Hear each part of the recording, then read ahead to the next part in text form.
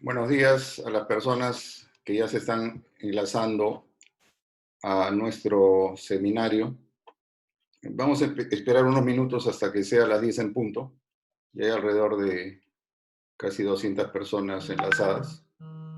Y vamos a esperar que sea las 10 y empezamos con todas las personas que ya están enlazadas para este seminario. Así es que por favor les ruego unos cuantos minutos. Me falta 2 o 3 minutos para empezar el seminario.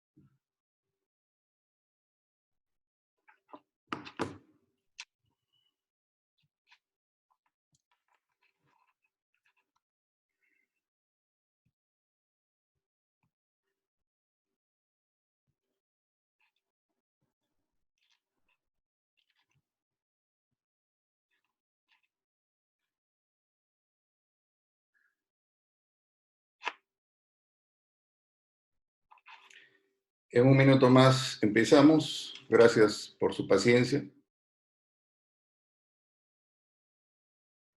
Ya estamos superando los 200 participantes.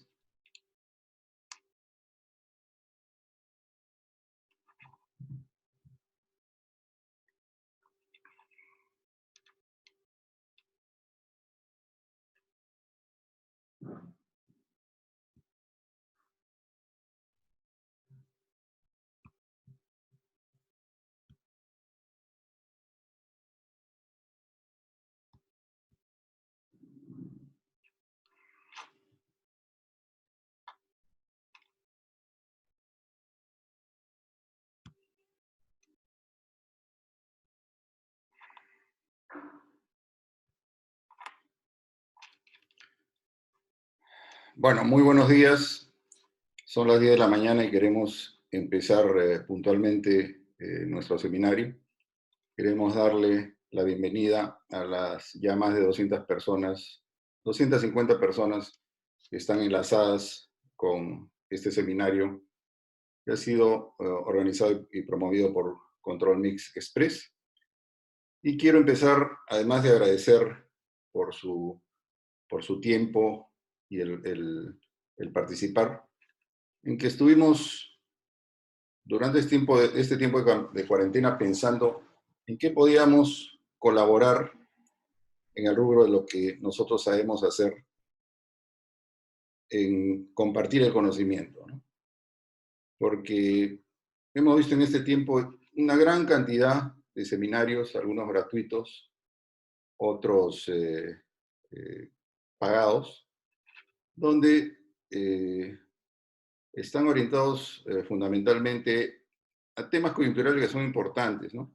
Como el mercado de la construcción, qué va a pasar con las empresas constructoras, las economías, costos, la problemática de los protocolos al reinicio, en fin, que son cosas importantes, pero meditando yo me dije, nadie se está preocupando de los temas técnicos que van a ser el día a día del residente de obra, del supervisor, del encargado de calidad, incluso del premezclador, cuando se reinicien los trabajos. Y por eso incluimos en este seminario una serie de preguntas que muchos de ustedes se las van a hacer, y en las preguntas que han enviado por correo, o sea, hemos coincidido en esta percepción. Y al margen de toda esta problemática general que nos preocupa a todos, pero también es bueno ya ver los temas técnicos puntuales, ¿no? Para no perder tiempo cuando haya el reinicio de las labores, ¿no? Y optimizar los trabajos, ahorrar dinero y sobre todo alinearnos con esta nueva etapa en la vida profesional y en la construcción, que es la etapa de vivir con el coronavirus, ¿no? Bueno, vamos a poner la presentación que hemos desarrollado para hablar de estos temas. Y está programada para durar 1 hora, de repente dura un poquito más. No vemos que hay intervenciones, levantando la mano, en esta oportunidad no vamos a responder preguntas, no se pueden hacer preguntas durante la exposición, pero este seminario se está grabando y después va a estar disponible para todos, ¿no? Incluso para los que no han podido enlazarse. Les informo que ya tenemos 350 personas enlazadas. Bueno, el tema es retorno al control de calidad del concreto luego de la cuarentena. Y lo hemos dividido en dos partes este seminario. La primera parte, con 4 temas puntuales, prácticos, directos, ¿no? Preguntas que se las hacen los residentes, los ingenieros de obra, los de calidad. La primera es todo lo que yo vacié el 14 de marzo, que nos dijeron que el lunes ya no se podía entrar a las obras. ¿Qué pasó con esas estructuras que quedaron encofradas? Muchas de ellas ni siquiera se pudieron curar, ¿no? ¿Qué pasa cuando empecemos nuevamente? ¿Cómo compruebo la calidad de estas estructuras? Ese es uno de los temas importantes. ¿Valen los resultados de compresión con más de 28 días? Muchos muestrearon y dejaron los testigos en la obra. ¿Qué pasa con esos testigos que ya tienen más de 28 días? En una gran cantidad de proyectos también se está a mitad de los procesos constructivos y el acero ha quedado expuesto al medio ambiente. Y cuando se empiece va a haber estado expuesto 2 meses o más. Y hay la duda también sobre los que no tienen experiencia con esto, ¿qué se hace? ¿Cómo se evalúa ese acero? Y después la junta de construcción. Tenemos que se ha parado los procesos constructivos, hay que continuar. ¿Y qué pasa con esa junta de construcción? Y en la parte 2 vamos a tratar temas un poco más globales, pero también importantes, relativos a, y que muchas veces no se conocen, pero es importante que los discutamos antes de que empiecen los problemas. Como es la problemática del premezclado, vamos a ver que el premezclado tiene una serie de problemas técnicos para reiniciar las labores. Yo he trabajado más de 30 años en premezclado, y es la realidad, y hay que decirla, y hay que conocerla, y hay que saberla. Y tanto los contratistas como los premezcladores tienen que tomar sus previsiones para el reinicio. El control de calidad del concreto. Lo que estábamos acostumbrados a hacer antes, ya se acabó. Vamos a ver que el sistema artesanal, que lo vamos a detallar, y muchos de ustedes ya lo conocen, ya no sirve para la etapa de coronavirus, como vamos a ver. Y finalmente hemos cambiado uno de los temas donde era un reenfoque de los procesos constructivos con concreto, que es un tema muy amplio que prefiero tratarlo en otro seminario, y vamos a hablar de la problemática de la normativa para el diseño, construcción y control de calidad del concreto en época de coronavirus, que mucha gente tampoco conoce que existen y van a existir problemas con la normativa. Bueno, vamos a empezar. Primero, ¿cómo comprobar la calidad del concreto en las estructuras? Esta foto que tenemos al lado puede ser una realidad de cómo quedó su obra. Hay estructuras losas encofradas, columnas encofradas, placas encofradas. Vamos a analizar qué pasa. Primero, se han vaciado estas estructuras, se muestreó, porque el control de calidad es a través de testigos de concreto, y las empresas o los contratistas que muestrearon, porque el que no muestreó simplemente no tenía la idea de controlar su calidad, ¿no? Pero estamos hablando de los que sí muestrearon, tenían en mente verificar la calidad, es lo que hacían de manera rutinaria, y se quedaron con sus testigos en la obra, ¿no? Y vamos a recordar que las normas C31 o NTP 339033 nos dicen qué se hace con los testigos. Esto muchos colegas no lo saben, no lo meditan, pero en condición normal los testigos en la obra no pueden estar más de 48 horas en la obra y deben transportarse a un laboratorio. Mientras están en la obra deben estar en un rango de 16 a 27 grados para concretos de menos de 400 kilos por centímetro cuadrado, que es el 90% de los concretos que usamos en Lima y en el Perú. y si se emplean concretos de más resistencia, debe estar entre 20 a 26 grados de temperatura. Y la norma dice que en la obra, mientras está en la obra, hay que evitar la pérdida de humedad. Entonces la norma dice 48 horas y esto se debería llevar a un laboratorio para el curado final, que es mínimo 95% humedad relativa y temperatura de 21 a 25 grados. ¿Correcto? La mayoría de obras en nuestro país incumplen esto, el curado inicial, pero seamos realistas. Quedaron los testigos en la obra y veamos desde el punto de vista de temperaturas, estamos en época de verano y los rangos de temperatura de 16 a 27 grados, ¿no? Es probable que se hayan cumplido, ¿no? Salvo algunas noches que está bajando, pero la temperatura. El problema es pérdida de humedad y vamos a ver que en las obras vamos a tener infinidad de casos de cómo han quedado los testigos. Acá tenemos testigos, por ejemplo, vaciados en moldes metálicos, que si bien son los más resistentes, pero son los que nos traen más problemas de mantener las condiciones estándar. El molde metálico es conductor de calor y pierde temperatura el concreto. Tienen una costura lateral y abajo para desencofrar, entonces pierden humedad también. Y rara vez estos moldes se le pone una tapa o se protege que haya evaporación. Entonces, este tipo de moldes son los que propician estar más lejos de las condiciones estandarizadas en el curado en obra. A la derecha tenemos moldes plásticos con tapa plástica, encima un plástico. Hay varias opciones, gente que ha muestreado con molde plástico, pero no le pone tapa. Esto es muy frecuente, por ejemplo, en las empresas de premezclado. Y tenemos ya el caso, que es el que usamos nosotros en Control Mix Express, que es el módulo de madera que protege de golpes y protege de pérdida de temperatura, los moldes plásticos y tapa plástica. Incluso en épocas de descenso de temperatura se usa cobertor. Entonces tenemos todos los extremos. Entonces, hay la opción de ensayar los testigos con más de 28 días. Todos van a tener más de 28 días. Al día de hoy creo que estamos ya en 42 días. Entonces, ¿qué pasa?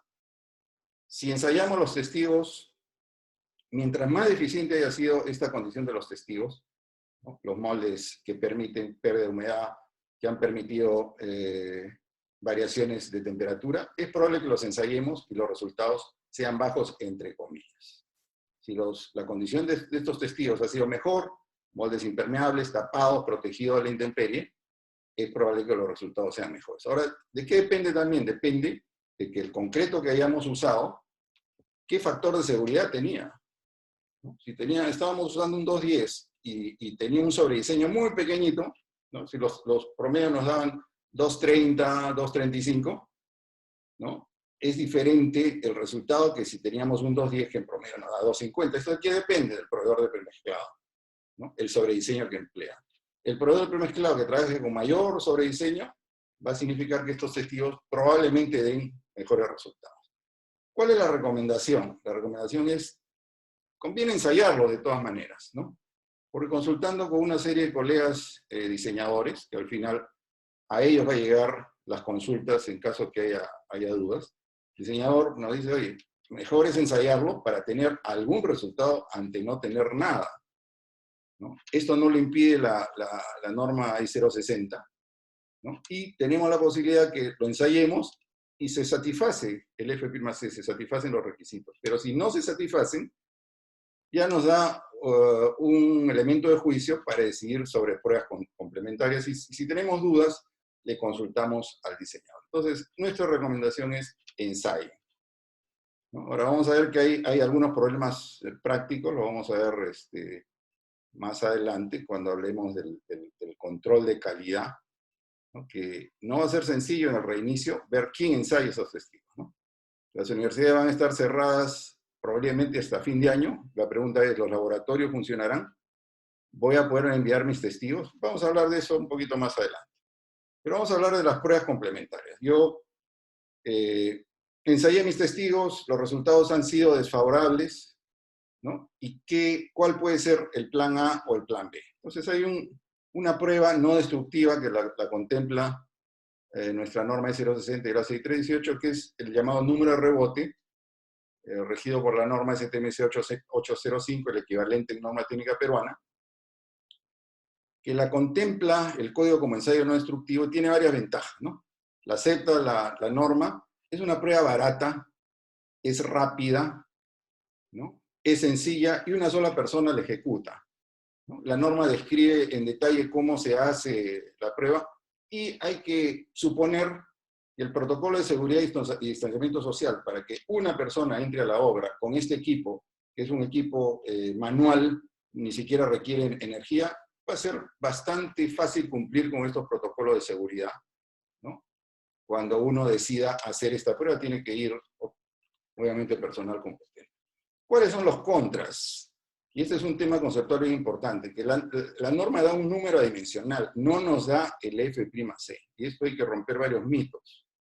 Es una norma, es una prueba que mide uniformidad del concreto. Yo puedo comparar el número de rebote de una estructura que tengo en duda, su resistencia, con otra estructura que ya tengo ensayos de resistencia, todo ha cumplido, y si los números de rebote son parecidos, sí puedo decir que sin necesidad de hacer una diamantina, ambas estructuras satisfacen los requisitos, ¿no?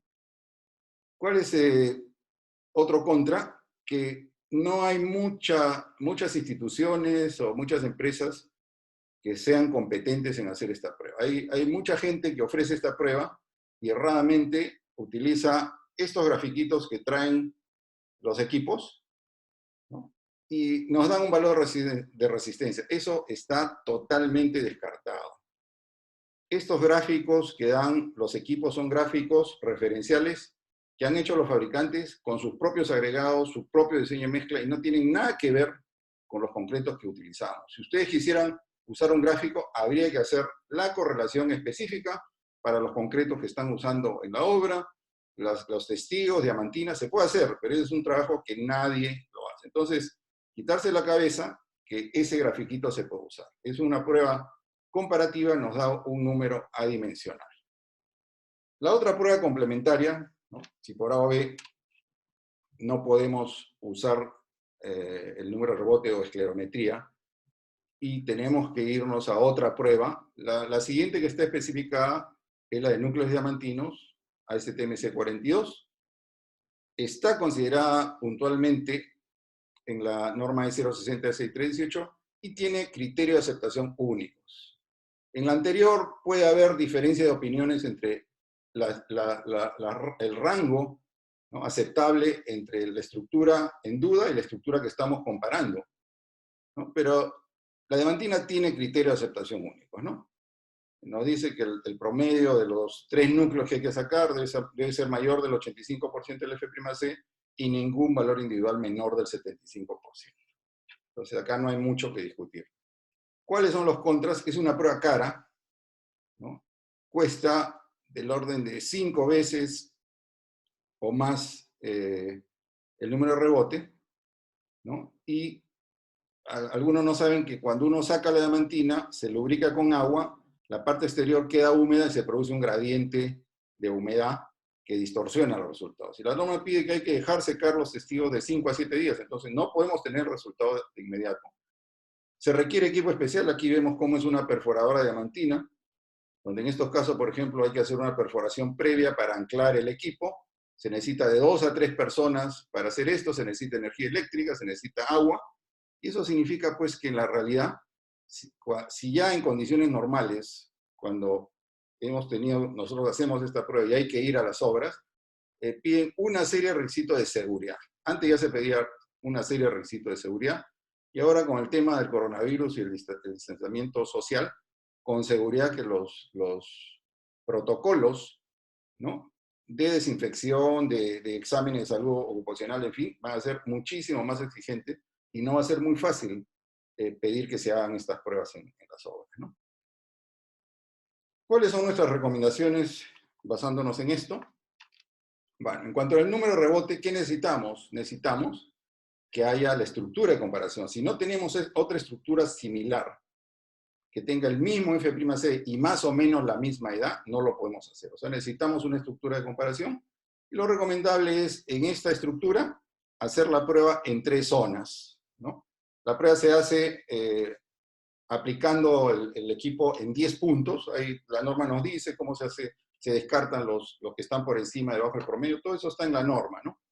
Y el tema es el criterio de aceptación definido, ¿verdad? No, la norma no nos dice cuál es el criterio de aceptación en términos comparativos, pero hay un criterio que usamos nosotros, y es que la dispersión de la norma, ¿no?, es más o menos 6 puntos para arriba o para abajo. Del promedio, ¿no?, tenemos 6 puntos para arriba o para abajo. ¿Qué quiere decir? Que tenemos, en un caso particular, podríamos tener hasta 12 puntos por debajo del real. Entonces, el criterio que nosotros normalmente usamos es que hacemos el comparativo, y si el concreto, o la estructura que esté en duda, nos da hasta 10 puntos más abajo del otro, podemos suponer que se cumple, ¿no? Entonces, ese es un criterio particular que aplicamos nosotros. No hay nada estandarizado al respecto, pero, y si, como se da en algunos casos, nos da similar a la otra estructura o más, todos nos podemos sentir satisfechos, ¿no? ¿Qué se necesita? Un ejecutor competente. Ya hemos dicho que no son muchas las instituciones y colegas que esta prueba la hacen bien. No basta comprarse el equipo. Hay que dominar la norma, hay que conocer sus limitaciones, las dispersiones. Y una cosa muy importante es que antes de hacer nada, tiene que haber el acuerdo previo con el supervisor. Ver los alcances, limitaciones y quedar en el criterio de aceptación. De nada sirve mandarse a hacer la prueba y el resultado finalmente no le satisface, ¿no?, sin un enfoque técnico al que lo va a evaluar, y hemos perdido tiempo y dinero, ¿no?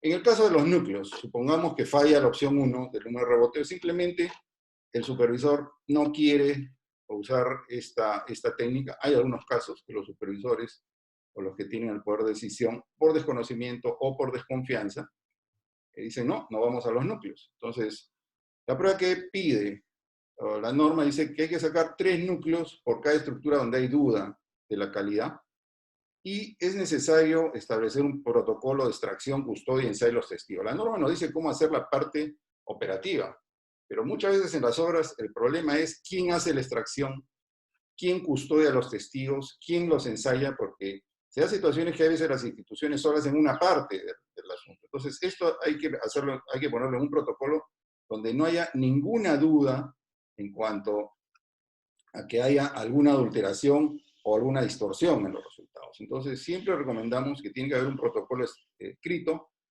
de quién hace la extracción, quién hace la custodia, quién hace el ensayo, y estar seguro que en todos estos procesos todo está debidamente controlado y que el resultado es reflejo de la realidad, ¿no? Si en el caso del número de rebote ya es difícil encontrar ejecutores competentes, en el caso de los núcleos, yo me atrevería a decir que con los dedos de la mano los podemos conseguir en nuestro medio, ¿no? Si bien hay un montón de gente que tiene diamantinas o perforadoras diamantinas, pero no todos son hábiles o dominan la norma en relación a cómo hacer estas pruebas, ¿no? Y también es importante el acuerdo previo con el supervisor, ¿no? Los testigos, el protocolo y los criterios para analizar los resultados que están en la norma, ahí no hay mucho que discutir. Entonces, acá la pregunta que sigue es, ya hemos visto qué hacer con estos testigos, ¿no? Pero estamos recomendando ensayar, pero lo vamos a ensayar después de 28 días. Entonces la pregunta es, ¿valen estos ensayos? Entonces, aquí tenemos un gráfico de un libro muy famoso del doctor Sandor Popovics, uno de los mayores expertos en comportamiento del concreto, de una investigación de Paul Klieger del año 81, este es muy antiguo, de morteros curados al aire, o sea, ni siquiera curados en agua, con diferentes tipos de cemento, que demuestran estas curvas, y hay infinidad de investigaciones al respecto, que después de 28 días, todos los concretos, incluso los curados al aire, siguen desarrollando resistencia.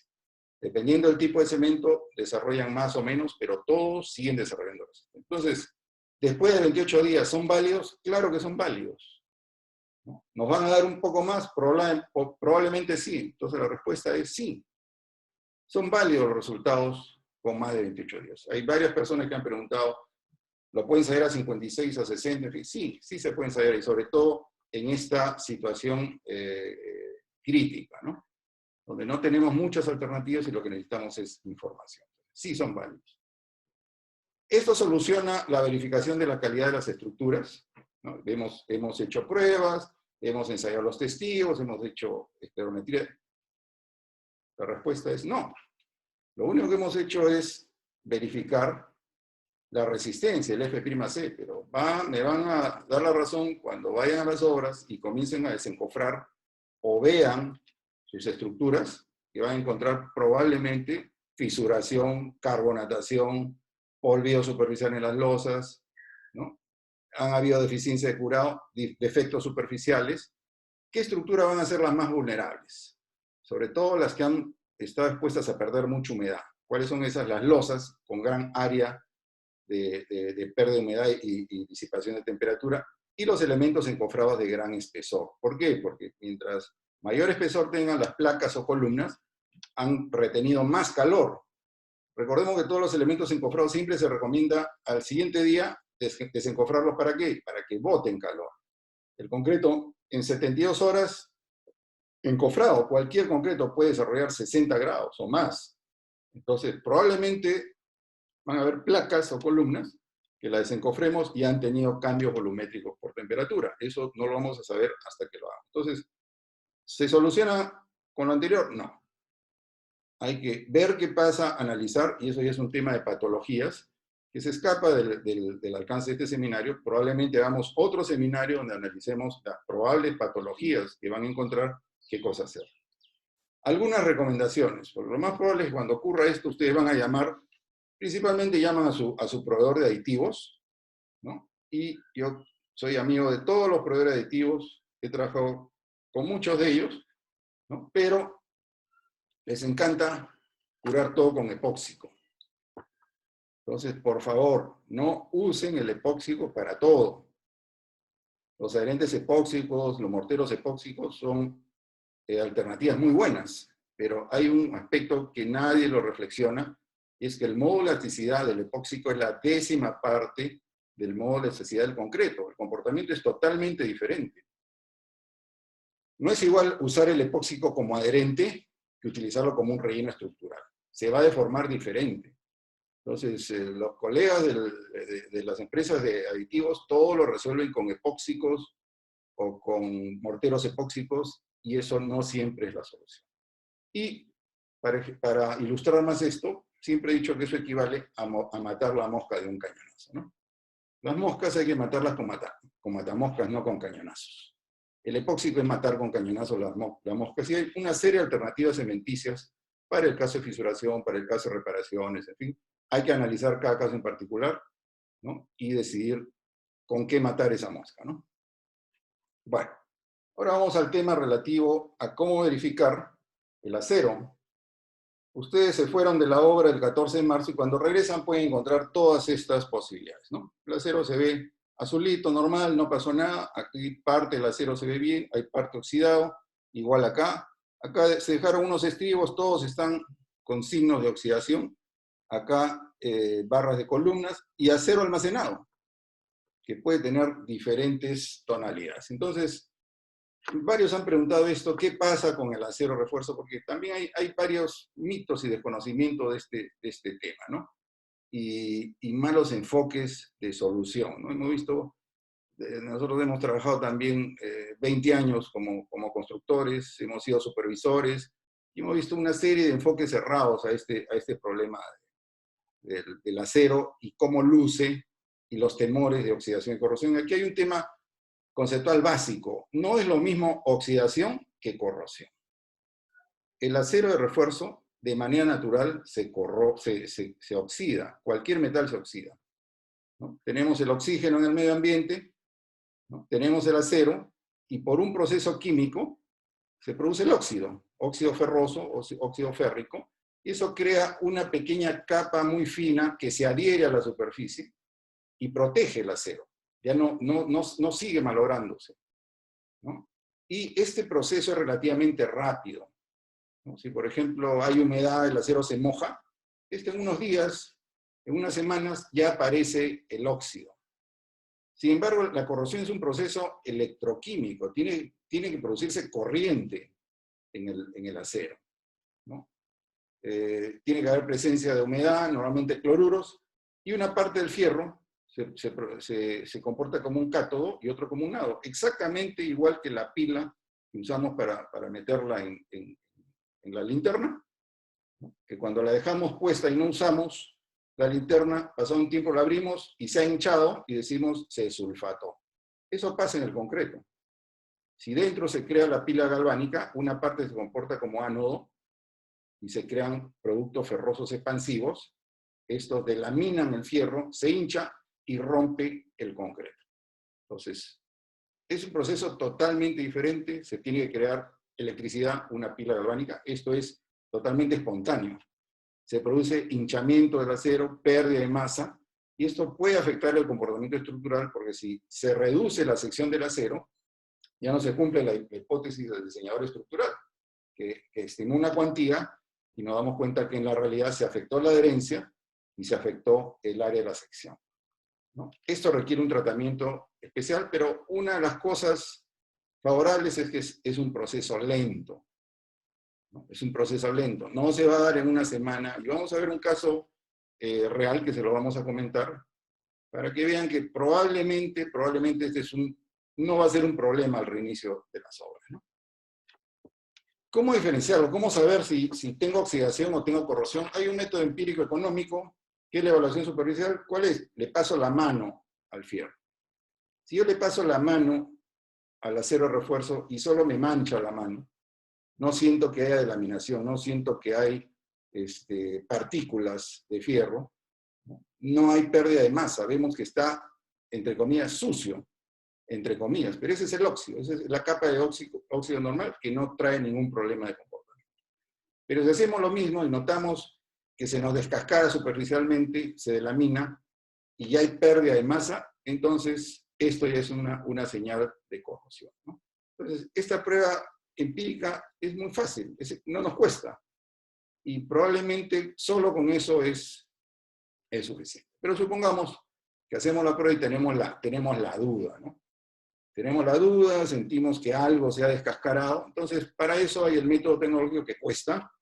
¿Qué se hace? Se tienen que sacar unas muestras del fierro, se envía a un consultor o un laboratorio y se hace la verificación de tolerancias en corrugación y pérdida de masa. Y aquí se utiliza la norma STM A615. Esta es una tabla de un caso real, ¿no? Una consultoría que hicimos hace un tiempo, y las hemos hecho muchas veces porque hay clientes, obras que han estado paralizadas mucho tiempo, o acero de refuerzo que lo tienen almacenado muchísimo tiempo. Esta tabla, por ejemplo, corresponde a un proyecto donde el acero estuvo 14 meses depositado en un sitio en el Callao, con poco de exposición al medio ambiente salino, ¿no?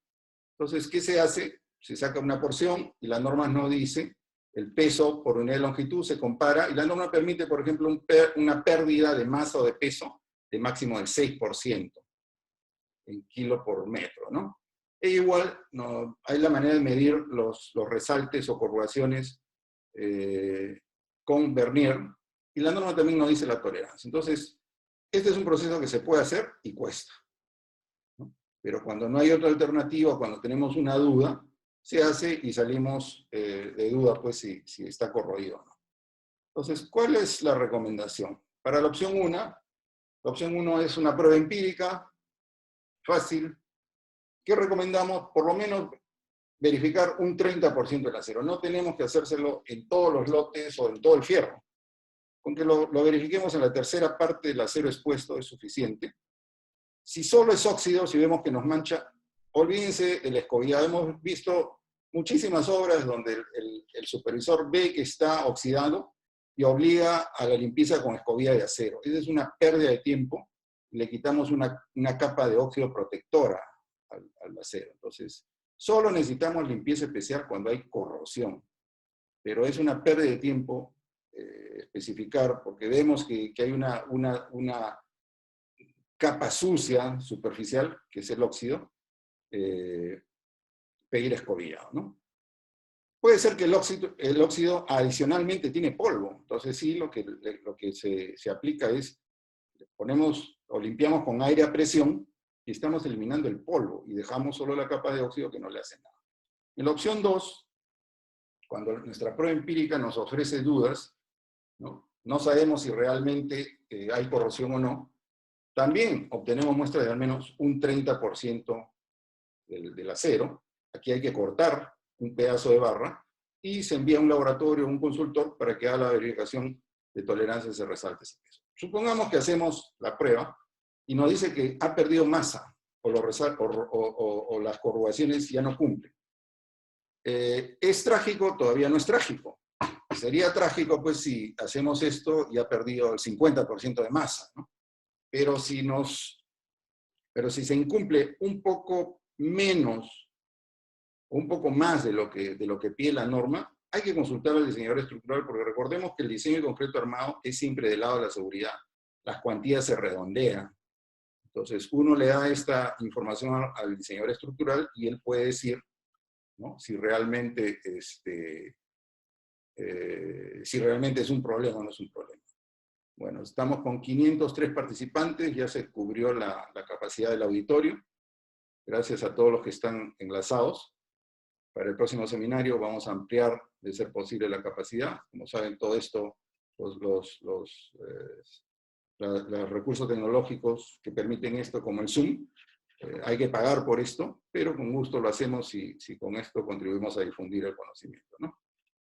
Bueno, si el estructural considera que pese a esto se puede usar, ahí sí viene dos opciones. Se puede arenar el acero o escobillado metálico hasta quitarle toda esa delaminación, ¿no?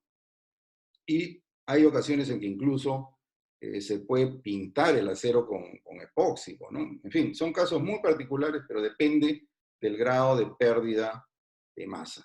Yo me atrevería a decir que, en general, es muy poco probable que haya problemas de corrosión en el acero que ha quedado expuesto en las obras. El caso anterior que le mostré era 14 meses de exposición, ¿no? Hemos estado en época de verano, hubieron algunas pequeñas lluvias, pero eso no ocasiona corrosión. Entonces, muy poco probable que haya el caso de corrosión, por lo menos en Lima. Hay que analizar casos en otros sitios donde las condiciones pueden ser diferentes, ¿no? El otro tema es qué tratamiento le damos a las juntas de construcción, porque nos han preguntado también muchos colegas, ¿no? Hay procesos, ¿no? Vacío una zapata y al día siguiente abro vacío la columna. Nadie se preocupa de junta de construcción. Nadie hace tratamiento de la junta de construcción. Pero la realidad, pues, es que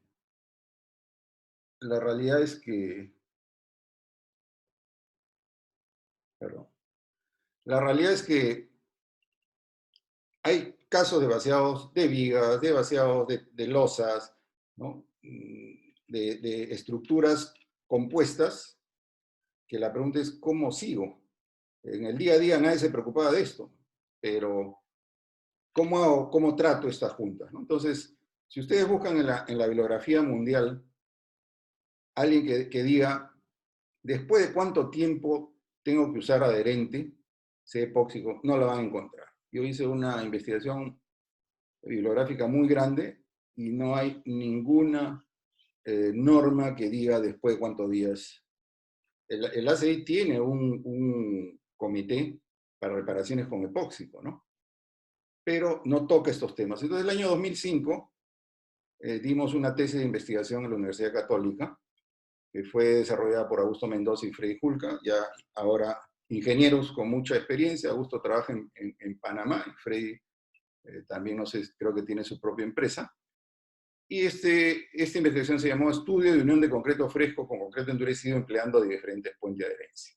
Hicimos simulaciones controladas utilizando las vigas para control de concreto en pavimento, las vigas de 15 por 15 por 50 por 60, ¿no? Donde se vaciaba mitad de una viga en condiciones controladas, se dejaba un tiempo para vaciar la otra parte, y ese plano de contacto era sometido a una serie de pruebas, ¿no? De tracción por flexión, en fin, y con diferentes puentes de adherencia para poder replicar o tratar de simular lo que ocurre en una estructura, ¿no? Cuando tenemos una junta de construcción y le pongo lechada de cemento, los proveedores aditivos nos hablan de mejoradores de adherencia acrílicos y los epóxicos. En fin. ¿Cuáles fueron las conclusiones principales? Primero que, independientemente del puente de adherencia que se usó, en los primeros 5 días no es necesario usar un puente de adherencia especial más allá de la lechada de cemento. Porque el poro del concreto está muy abierto, ¿no? El concreto recién está rellenando sus espacios internos, entonces el concreto fresco penetra muy bien. Y si bien algunos de los ensayos demuestran que hasta 7 días funciona al usar cualquier puente de adherencia convencional, puedo usar lechada de cemento, incluso hasta vaciando sin puente de adherencia, ¿no? Funcionaba. Pero la recomendación es hasta 5 días después del vaciado, poniendo la lechada de rigor que siempre usamos, es suficiente. Pasados 5 días, definitivamente hay que usar adherente epóxico. Hay adherentes acrílicos, hay adherentes de otro tipo, pero nuestra experiencia indica que el adherente epóxico es el ideal para estos casos. Entonces, para todos esos concretos que van a tener, o estas estructuras cuyas juntas de construcción van a tener más de 40 días, definitivamente hay que usar adherente epóxico. La ventaja del epóxico es que tiene una gran resistencia a la tracción y es un puente que equilibra deformaciones y esfuerzos entre el concreto antiguo y el concreto nuevo. Para eso es ideal el epóxico. ¿Cuál es el requisito fundamental? El requisito es la preparación muy prolija de la superficie. La superficie, y muchos ingenieros de obra saben cómo hay que hacer esto. Hay que picotear, hay que escobillar, hay que quitar toda esa capa. Después de 50, 60 días, seguro la cara de esta junta está sucia. Entonces hay que picotearla, escobillarla, hacer que aparezca el concreto por debajo del concreto natural y aplicar el puente de adherencia y seguir, ¿no? No vamos a hablar de la técnica. Todos los proveedores aditivos tienen sus productos, las recomendaciones, y hay que seguir lo que dice el proveedor. Bueno, hasta acá la primera parte, y ahora vamos a entrar a los temas un poco más generales. Al final vamos a responder varias de las preguntas que nos han enviado. Y vamos a hablar de la problemática técnica del concreto premezclado, ¿no? Esto es algo que muy pocos lo difunden o lo saben, pero es importante comentarlo. ¿Y por qué es muy importante? Porque aquí vemos, esta investigación la hice el año pasado para un evento, una conferencia que di sobre el mercado del premezclado. Y aquí vemos 25 empresas de premezclado en Lima. Hace poco me han dicho que ya están por 30 las empresas de premezclado. Y en este rubro hay de todo. Hay las muy buenas, las regulares y las malas, ¿no? Como en todo. No vamos a calificar. O sea, acá cada empresa defiende la calidad de su producto y busca cómo diferenciarse. Pero queremos hablar de la realidad de nuestro mercado, ¿no? Tenemos 3 o 4 o 5 empresas, las más grandes, y después tenemos una gran variedad de empresas pequeñas. Hay mercado para todos, ¿no? Las empresas más grandes no atienden muy bien al mercado del contratista pequeño, por eso hay todas estas alternativas. Entonces, podemos encontrar un poco de todo. ¿Cuál es la problemática del premezclado? ¿Qué problemas con los que se va a encontrar el premezclado? En condiciones normales, y yo he dictado muchas veces un curso para STM sobre concreto industrializado, es el único curso que ASTM ha aprobado para Latinoamérica, lo he dictado varias veces en el Perú y también fuera del Perú, donde mi experiencia de 30 o 35 años en premezclado me dice que en las diversas etapas de la fabricación, transporte y colocación del premezclado, las probabilidades de problemas se enmarcan dentro de estos orden de magnitud. Por ejemplo, problemas con el cemento, con el proveedor de cemento, es muy difícil tener problemas con el cemento. La probabilidad del 1 al 5%, las empresas de cementeras en nuestro medio tienen excelentes sistemas de control de calidad. He ido a todas las fábricas de las cementeras y algunas están más automatizadas que otras, pero todas las empresas cementeras locales tienen muy buenos sistemas de control de calidad. Entonces, tener problemas que se originen por el cemento es muy difícil. Por eso, en términos, condiciones normales, del 1 al 5%, ¿no?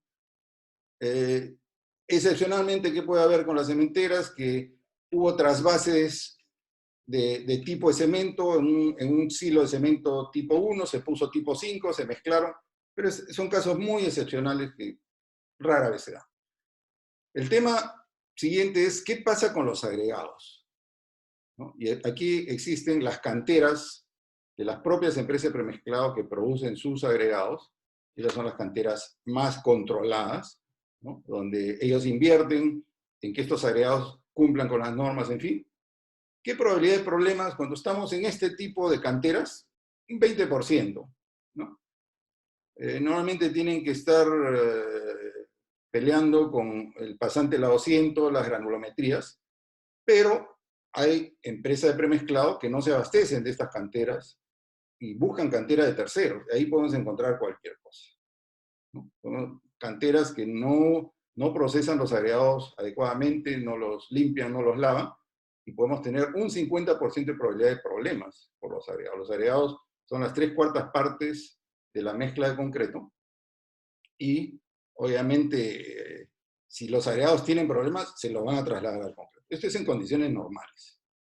Probabilidad de problemas por planta, afortunadamente todas las empresas de premezclado trabajan con plantas automatizadas, unas más sofisticadas que otras, y trabajando con buenos operadores de planta, en fin, la probabilidad de problemas por la planta está en un 20-30%, ¿no? Que es en general bastante manejable. En el transporte y colocación sí hay gran probabilidad de problemas. ¿Por qué? Porque el concreto puede salir muy bien de la planta, pero después queda en manos del chofer. Y desgraciadamente hay choferes muy profesionales, ¿no? Que están capacitados y están entrenados para no tocar el concreto, no adulterarlo, choferes y bomberos, como hay empresas que sus choferes y bomberos adulteran el concreto. Adrede o sin tomar muy en cuenta lo que se hace, pero es muy común en las obras que hasta el mismo maestro de obra le dice al de premezclado, ¿no? Échale un poquito, ¿no? Échale su agüita para poder bombear mejor. Eso altera, ¿no? ¿Y dónde nos damos cuenta? Cuando muestreamos y los resultados salen mal. O el bombero, ¿no? Los bomberos siempre se quejan de los concretos, que los concretos se atoran, que, en fin.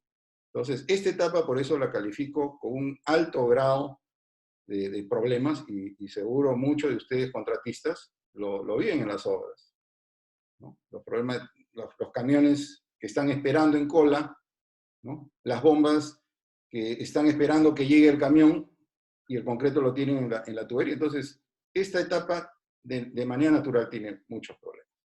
Pero veamos qué pasa en época de coronavirus. Vamos a ver un tema con las cementeras. Todas las cementeras han parado sus hornos, pero las cementeras tienen en general una gran cantidad de clinker, o sea, la materia prima que sale del horno, que hay que molerlo y producir cemento. Entonces, la mayoría de cementeras tienen clinker almacenado, están paradas, pero cuando se inicie la construcción van a moler clinker, el clinker antiguo, y van a comenzar a producir clinker. Entonces, las cementeras dominan estos temas bien, pero es sintomático que cuando se hace mantenimiento de hornos o se paran los hornos, el reinicio trae una primera etapa con variación, sobre todo en la resistencia de los cementos. La experiencia demuestra que siempre las caídas van a estar dentro de lo que pide la norma, pero hay que tener un poquito de cuidado. Probablemente no haya ninguna dificultad con las cementeras, ellos dominan su tema, pero no es inusual que estacionalmente, incluso sin coronavirus, cuando hay mantenimiento de los hornos y se paran los hornos, el reinicio trae algunas alguna distorsión, ¿no? Puede traer. ¿Qué pasa con los agregados? Ese es el tema más crítico.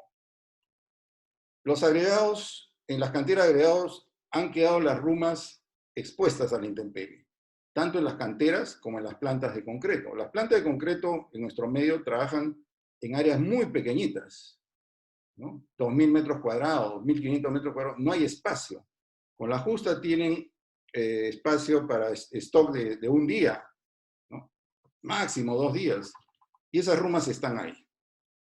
Y todas esas rumas están contaminadas, porque en 2 meses o 60 días, así como si dejamos nuestra casa abierta, ¿no?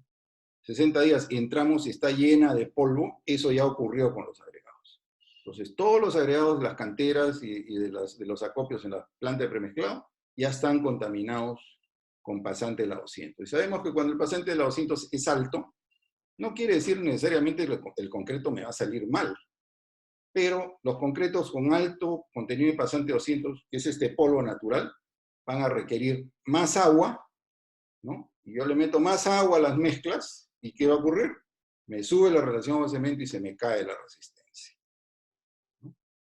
Entonces, este es un problema que tienen, y el coronavirus lo está exagerando, pero muchos no saben que este problema se produce cada vez que hay huaicos en Lima. Las canteras de agregados se interrumpen, se contaminan, o los proveedores de agregados comienzan a buscar agregados donde sea.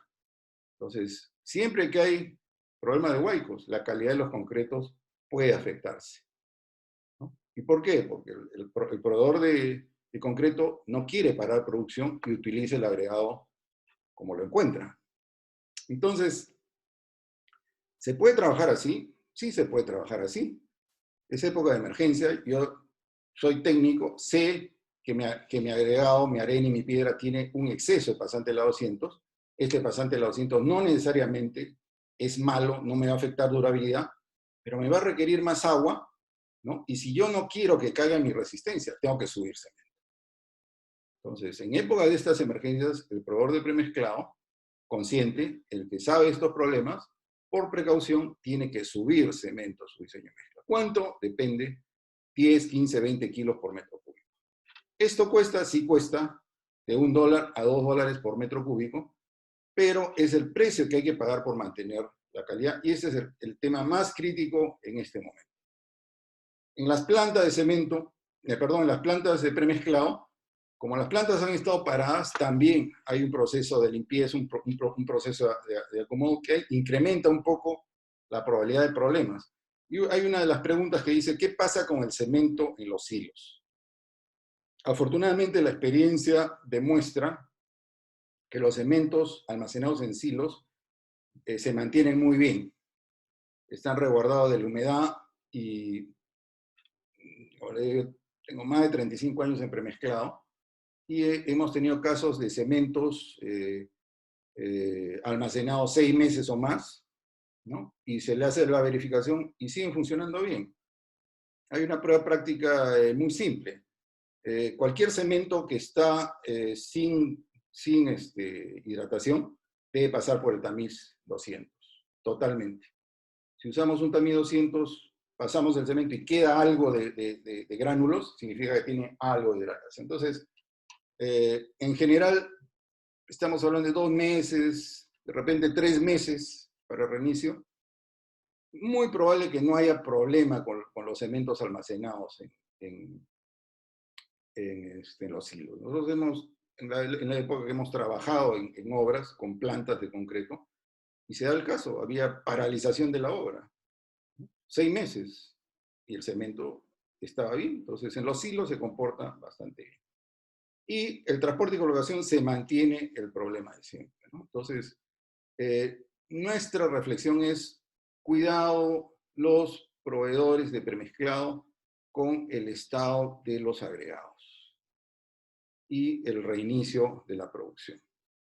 Entonces, ¿cuáles son las recomendaciones para los productores? Sé que ellos odian esto, ¿no? Porque subir cemento es costo, ¿no? Pero cada productor tiene que ponerse la mano en el pecho, ver cuál es su realidad de contaminación, ¿no? Y la recomendación es suban de 10 a 15 o un poco más. esto es técnico. ¿Y qué se hace? Se sube cemento y el productor comienza a muestrear y se hacen ensayos muy rápidos, a 3 días, 4 días, 5 días, para ver si la mezcla está controlada. No hay que esperar hasta 28 días. Entonces, se hace esta verificación, ¿no? Para de repente a la semana ya todo llega a sus niveles normales y ya no tiene que gastar en esto. Pero mi recomendación es, hay que hacerlo. Si no se hace, los contratistas van a sufrir problemas de caída de resistencia. La recomendación, no subestimar estos problemas con agregados. Hay proveedores de premezclado que su filosofía es, salgo a producir y después veo qué pasa, ¿no? Dice, bueno, yo empiezo a producir así y cuando comiencen los reclamos comienzo a ajustar, ¿no? Puede ser válido comercialmente, pero desde mi punto de vista profesional y técnico, no es correcto que se proceda de esta manera cuando está de por medio la calidad del concreto y el cumplimiento de estándares y normas, ¿no? Entonces, la idea es, no le sumen más problemas a los contratistas con un reinicio que puede tener algunos inconvenientes en la resistencia, sobre todo por los problemas de los agregados, ¿no? Y es la época para el contratista de innovar. Y aquí, sobre todo a los amigos de premezclado, que sé que hay varios que están enlazados, recuerdan, mis amigos de Unicom, hace 20 años hablamos del concreto antibacteriano. Este es un producto desarrollado hace 20 o 25 años. Es un producto ideal para la época del coronavirus. Este producto lo difundió mucho Cemex a nivel internacional, ¿no? El concreto se le pone productos antibacterianos como el cloruro de benzalconio o productos similares que rechazan una gran cantidad de bacterias y el concreto es un medio muy alcalino y no he visto alguna investigación, pero muy probablemente el coronavirus dura muy poco en contacto con el concreto. Entonces, recuerden los amigos del premezclado, esta es una gran oportunidad, ¿no? De todo lo que van a invertir en que no caiga la calidad por las canteras, se puede recuperar con innovaciones. Entonces es el momento que saquen los concretos antibacterianos. La tecnología existe y todos lo pueden hacer y va a ser un beneficio muy importante para nuestro medio y para el país, ¿no? Para los contratistas, ¿qué recomendaciones? Les estoy diciendo cuál es la realidad, para que esta realidad la conversen con su proveedor y hay que sincerarlo, ¿no? Esto hay que sincerarlo. O sea, si mi proveedor no tiene su cantera y le compra a 3 canteras diferentes, su problema va a ser más complicado. Entonces no digo rechacen al proveedor, pero sinceremos. Estamos en época de crisis y de emergencia y todos tenemos que sincerarlo para lograr la mejor solución. Y es muy importante el muestreo y control intensivo por lo menos el primer mes, ¿no? Porque ingeniero viene de ingenio, no de ingenuo. Entonces no pensemos pues que por más que conversemos y acordemos, todo se da de manera natural y la solidaridad y la seriedad es lo que prima, ¿no? Sabemos que la realidad no es tanto así. Entonces, no vimos el muestreo del control intensivo el primer mes y además el monitoreo del desempeño del concreto, que es lo que manda, ¿no? El SLAM, la pérdida de trabajabilidad, la fragua, presencia y bolonería. Esto nos va a decir si nuestro proveedor está empezando con problemas o no, ¿no? Otra recomendación es, ya olvidémonos de los SLAM de 4 pulgadas. Los proveedores de premezclado que trabajen con 6, 8, 10 pulgadas, para ellos es más fácil controlar la calidad, ¿no? Recordemos que los aditivos ahora controlan la trabajabilidad. Entonces, si no necesitamos un SLAM de 4 pulgadas, salvo que estemos vaciando un elemento en pendiente y no queremos que se nos chorree, acostumbrémonos a usar los concretos de 8 pulgadas para arriba. Es más fácil para todos. Es más fácil para los procesos. Es más fácil para el control del proveedor de premezclado. Entonces, utilicemos los mayores SLAM que nos permiten nuestro poder adquisitivo también de los concretos, ¿no? Y la recomendación final, no subestimar estos problemas, ¿no? Lo peor es subestimar, ¿no? Por ahí seguro va a haber algún colega, alguna empresa de premezclado que el ingeniero Pasquel está exagerando. No estoy exagerando. Esto lo he vivido yo en los 35 años de premezclado. Y lo saben los amigos con que yo he trabajado en premezclado. Entonces, esto hay que tomarlo con mucha seriedad, ¿no? Y de repente, no es tan grave, pero no hay que subestimarlo. Bueno, ya vamos a ir avanzando. Tenemos 30 y tantos slides. Y tenemos, el otro tema era el control de calidad del concreto con el reinicio versus distanciamiento social y movilización social, problema y solución. Entonces, acá hay un tema conceptual. ¿Qué cosa es lo que se debería hacer en las obras? En las obras, sobre todo con premezclado, hay una etapa de muestreo, ¿no?, que está estandarizada, dice cómo se hace, moldeo y curado inicial en obra, después de 48 horas hay que transportar, se cura en pozas de curado con humedad y temperatura controladas o cámara de curado con humedad y temperatura controladas y después se ensaya. Esto es lo que dicen las normas. Y vamos a analizar lo que dicen las normas y lo que se hace normalmente en nuestro medio, ¿no? Entonces, por ejemplo, ¿qué dicen las normas? Que el personal que hace los muestreos tiene que ser capacitado especialmente para esto. Los muestreos en premezclado se hacen del tercio central, ¿no? El moldeo y curado inicial, ya hemos hablado de esto, las primeras 48 horas. El curado final puede ser en poza, cuarto de curado, con humedad y temperatura controladas. Y el transporte antes de 48 horas debe hacerse a un laboratorio, en un vehículo y con cajas acondicionadas, ¿no? Y luego de la edad de ensayo, en laboratorio hay requisitos para la norma, perdón, para la velocidad de carga, lo que se llama el refrentado, en fin. Eso es lo que dicen las normas. Estas normas ya casi tienen 80 años de antigüedad. ¿Cómo se hacía hace 30 años? El personal empírico temporal, el ingeniero de obra cogía a cualquier persona y le decía, mira, tienes que sacar las probetas así del camión, 25 golpes, 3 capas y enrasas, ¿correcto? Y el muestreo tradicionalmente en las obras es el inicio de la descarga, lo cual va contra la norma. El inicio de la descarga es el concreto menos uniforme, ¿no? Y está prohibido, pero la mayoría lo hace al inicio de la descarga. ¿Por qué? Porque les causa incomodidad esperar al tercio central, ¿no? Porque tiene que parar, el chofer del mixer tiene que parar la descarga, el bombero tiene que parar y les fastidia, ¿no? Entonces trabajamos por fastidio. Entonces llega el camión, como todos están preocupados de ver el slam, se saca el slam y de inmediato lo saca a testigos. Eso va contra la norma. Es el concreto menos representativo. El moldeo y curado inicial se hace artesanal, se sacan los testigos, normalmente se dejan a la intemperie, al día siguiente se sacan, se meten en un cilindro con agua y se quedan ahí.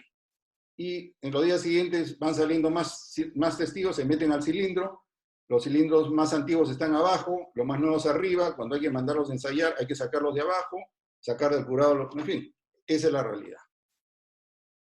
El transporte se espera hasta un par de días antes del ensayo, por lo cual se corta el curado, y antes se enviaba en una camioneta de la obra, ¿no? O esto se hacía antes, una camioneta de la obra, y los ingenieros antiguos le ponían piso de jeve, caja de serrín o trapo para esto mejorarlo. Y tradicionalmente, ¿dónde se ensayaba? En laboratorios de universidades y laboratorios privados. ¿Cómo se hace actualmente? En el 80% de las obras en nuestro país abastecidas con premezclado, sigue siendo el personal artesanal o empírico, se sigue muestreando al inicio de la descarga, el moldeo y curado es artesanal. Lo que ha cambiado es el transporte.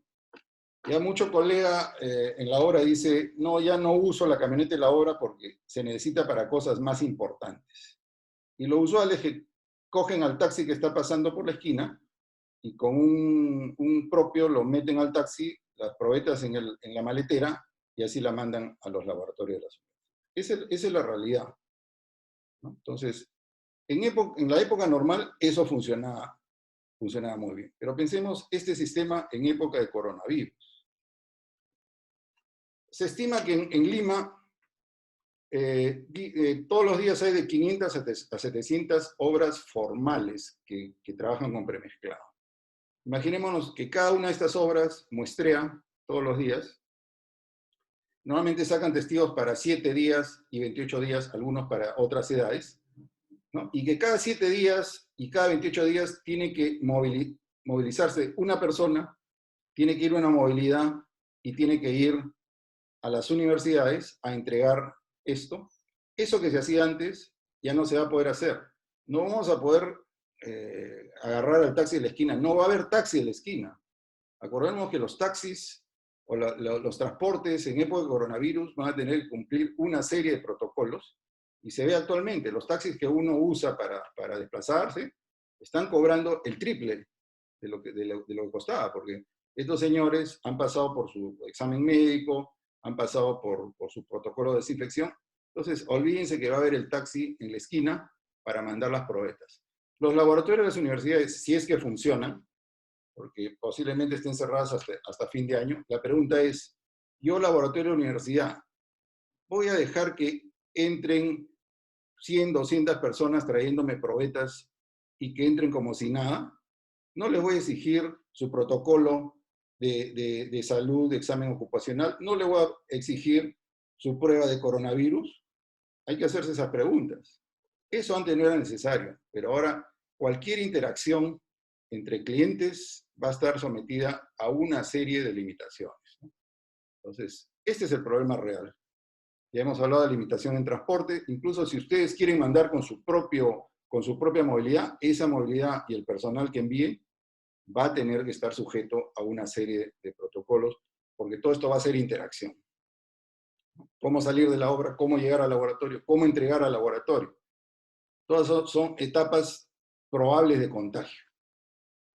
Y acordémonos que ahora la regla es distanciamiento social. Mientras menos contactos tenga y menos movilización tenga, es lo mejor para atacar el coronavirus. Entonces, todos los protocolos van a ser exigentes. Y esto va a ir en contra del sistema artesanal. La construcción no va a poder seguir trabajando con el sistema artesanal, que por otro lado no es estandarizado. Por eso tanto problema de los contratistas que mandan ensayar y de repente tienen resultados bajos, ¿no? Y no le pueden reclamar a nadie porque no cumple con la norma. Y en ese sentido el premezclado sí tiene ventajas, porque la mayoría o una buena parte de las empresas de premezclado cumplen sus estándares, con mayor o menor grado, ¿no? Y tienen una ventaja contra el contratista. Ese sistema artesanal no es confiable en resultados ni en sus procedimientos, y en época de coronavirus va a costar muchísimo más seguir con esto que buscar otras alternativas, ¿no? Lo que antes era fácil pagarle 10 soles al taxi, ese taxi nos va a costar 30 soles. El costo del personal no va a subir, porque con todo lo que hay que gastar en el examen médico, en la prueba de coronavirus, en el equipo de protección, ¿no? Démonos cuenta que hay que reflexionar en que todo eso va a cambiar. Lo que hacíamos antes se acabó. El sistema artesanal no va a funcionar. ¿Qué alternativas de solución? Y bueno, acá la publicidad es un poco gratuita, pero lo que quiero mostrar es el sistema Control Mix, que no es ahorita.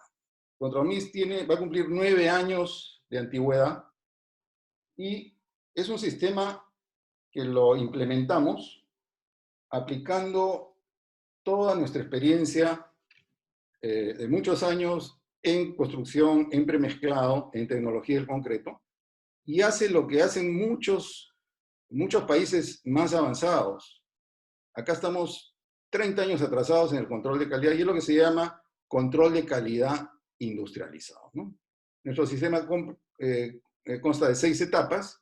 La etapa 1 se hace la capacitación y certificación del personal del cliente, ¿no? A cargo del muestreo y moldeo. El cliente hace el muestreo y se califica a su personal. Se le dan todos los elementos, se le dan los moldes, las cajas de protección, en fin, y se certifica al personal.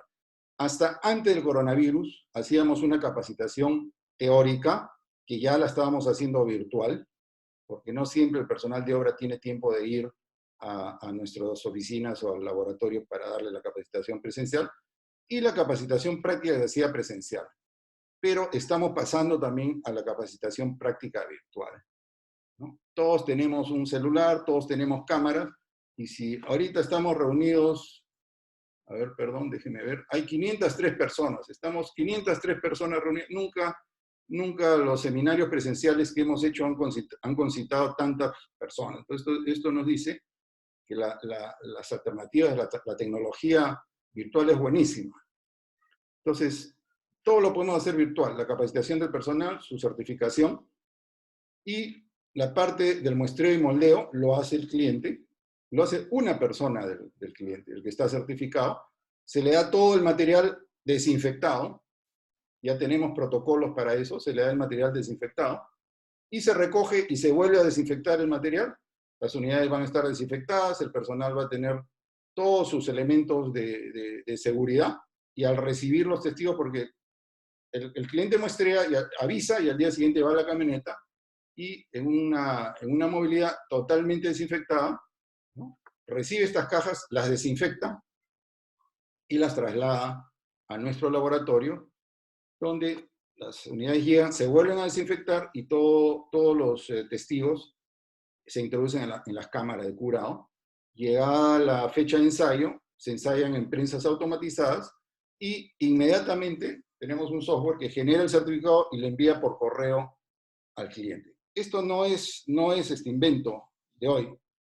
Esto existe hace casi 9 años en nuestro medio y afortunadamente tenemos actualmente, controlamos alrededor de 120 a 150 obras en Lima, que ya dieron el salto al control industrializado. Entonces, tengo que mostrar el sistema porque yo estoy orgulloso de lo que hemos hecho y es un sistema que mejora el nivel de la calidad del concreto y de las obras en nuestro medio. Siempre hay el medio reacio al cambio, pero el coronavirus no va a hacer cambiar. Entonces, nuestro sistema es bueno, es muy bueno. Tenemos certificación ISO 9001, 2015. ¿Es el único? No es el único. Y puede haber muchas personas que pueden implementar algo similar. ¿Cuáles son las ventajas del sistema de control industrializado? No hablemos solo del caso Control Mix Express, sino que cualquiera que pueda hacer lo mismo, ¿no?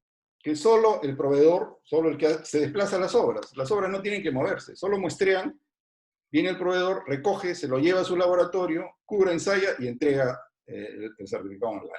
No hay limitación en transporte, todas las unidades están certificadas, desinfectadas. La interacción con el cliente es mínimo. El cliente saca a sus testigos a la puerta de la calle y el chofer, el técnico chofer, los desinfecta y los mete en la camioneta. No hay necesidad de... Incluso en nuestro sistema regular se llenaban unas órdenes de servicio en papel. Vamos a eliminar el papel. Estamos desarrollando la aplicación que se puede usar con el teléfono, donde a la hora que se hace el muestreo, la orden de servicio se llena digitalmente. Vamos a eliminar el papel, ¿no? Este servicio tiene protocolo de bajo riesgo porque hay mínima interacción con los clientes, ¿no? Nuestros protocolos más se van a concentrar en desinfección de la parte que manejamos nosotros, ¿no? Todo está digitalizado, ya teníamos digitalizados los certificados, estamos digitalizando las órdenes de servicio, las facturas. Todavía hay clientes, y este es un tema que lo pongo a reflexión, muchas obras están acostumbradas tanto al papel, ¿no? Que pese a que la facturación ahora es electrónica, hay muchas obras que exigen el papelito, la orden de servicio impresa, y pasa por 5 instancias donde le ponen un sello. Eso va a tener que acabar. Les aseguro que la SUNAT y todas las instituciones van a propiciar o a ordenar que se elimine el papel. El papel es un medio de contagio. Cualquier cosa que intercambiemos entre las personas es medio de contagio. Entonces el papel hay que eliminarlo. Hace tiempo que nosotros eliminamos los certificados impresos, desde el principio. Los certificados se emiten en PDF con firma certificada y eso. Y los que son clientes saben que nosotros en nuestro laboratorio, en nuestra planta, tenemos 12 cámaras de monitoreo, donde si se ofrece, el cliente desde su celular puede ver un ensayo y puede ver cómo trabajamos, ¿no? Y nosotros sin quererlo nos hemos adelantado pues a una situación como esta, ¿no? Y es lo que van a hacer muchas obras. Acuérdense de mí que en las obras le van a poner cámaras por todo lado, ¿no? Y el control ya se va a hacer menos en el lado de la obra y más con las cámaras, ¿no? Vamos a tener que transitar a eso, ¿no? El sistema es estandarizado con personal certificado, el sistema es confiable y en el caso nuestro, y todos lo pueden hacer, tenemos herramientas estadísticas. Hemos desarrollado software que permite que toda la data que se genera, ¿no?, se hace la evaluación estadística de acuerdo a cómo pide el código. Entonces, y definitivamente, cuando hagan su análisis de costos, el sistema de control de calidad industrializado es el que va a tener menor costo en época de coronavirus. Como digo, no tengo otra forma de explicarlo que con lo que ya hemos desarrollado, ¿no? Pero hago la invitación a que entre la competencia. Tenemos algunas empresas, ¿no?, 2 o 3 empresas que, más que competencia, hacen logística de transporte de testigos, que no es lo que hacemos nosotros. Pero las recomendaciones son, hay que desterrar el sistema tradicional, ¿no? La situación actual va a obligar a que no se va a poder seguir con el sistema artesanal de control de calidad. Se va a propiciar el sistema de control de calidad industrializado. Hay que estimular la competencia técnica. En buena hora que haya, nosotros tenemos, calculo, alrededor solo de 20% del mercado potencial, ¿no? La mayoría de empresas sigue con el control artesanal. Hay campo para que entre competencia, pero competencia técnica, ¿no?, que no se dedique solo a hacer logística. Este no es un tema de logística, es un tema técnico que debe cubrir todas las etapas del control de calidad. Y esto es, pues, propiciar la modernización, un cambio de mentalidad. Todos los residentes, los agentes de control, tienen que cambiar la mentalidad. Y un tema muy importante es que no se debe dejar las decisiones técnicas en manos de los logísticos. Así como seguro ningún empresario de la construcción y alguien que tiene poder de decisión le diría al jefe de logística, oye, decide a quién contratas para hacerme el diseño estructural o a qué arquitecto le das el proyecto. Con seguridad ninguno de ustedes se lo da al logístico. Sin embargo, con frecuencia esto, el logístico decide quién hace el control de calidad. Y eso es un error conceptual terrible, ¿no? El tema de control de calidad es un tema serio, es un tema que puede costar un montón de dinero en las obras y sobre todo ahora en época de coronavirus. Entonces, no dejar las decisiones técnicas en manos de los logísticos. Los logísticos solo ven un sol más o un sol menos y no analizan más allá. Bueno, finalmente, ya me extendí un poquito, pero creo que vale la pena y siguen conectados los 500, o sea que al parecer todavía están entretenidos. Y vamos a hablar de la problemática de la normativa para el diseño, construcción y control de calidad.